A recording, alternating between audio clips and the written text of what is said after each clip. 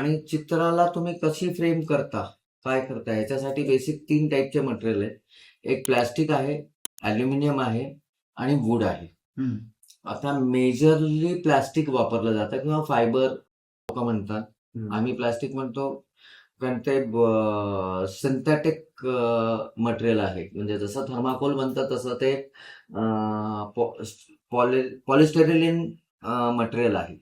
Okay. तर ते आतमध्ये कुठलंही मोल्डिंग जर तू बघितलं तर हे आतमध्ये असे साधारण बबल्स दिसतात. अच्छा. ओके.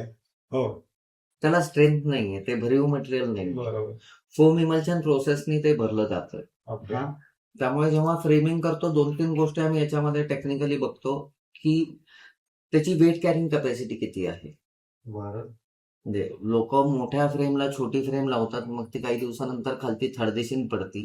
हा तर या गोष्टी कन्सिडर करणं त्याचं म्हणजे 1/2 इंच पासून साधारण 5 इंचीपर्यंत फायबरमध्ये फ्रेम आहे.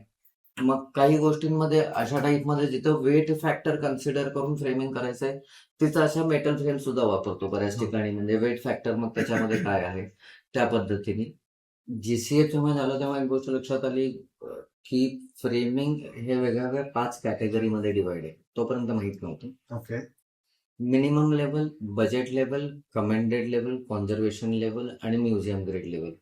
तर हे जे लेवल्स त्यांनी ठरवलेले आहेत ते प्रत्येकाच्या मटेरियलच्या क्वालिटीप्रमाणे ते ठरवलेले आहेत. मिनिमम लेवल म्हणजे जे सगळ्यात स्वस्त आहे किंवा जे तुम्ही देवस्थानच्या बाहेर ज्या तुम्ही फ्रेम वगैरे विकत घेता त्या टाईपमध्ये.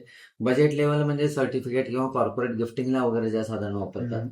कमेंडेड लेवलमध्ये तुमच्या प्रत्येक मटेरियलचं एक मोजमाप असतं. माउंटबोर्ड किती थिकनेसचा आहे, त्याचे लेयर किती आहे, अशा टेक्निकल गोष्टीमध्ये मग तुम्ही ग्लास जी वापरता ती कुठल्या क्वालिटीची आहे, हार्डबोर्ड सगळे मटेरियल त्याचं एक स्टँडर्ड स्पेसिफिकेशन सुरू होतं कमेंडेड लेवलपासून.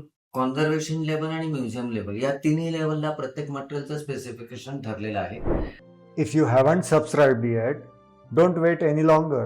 Subscribe now.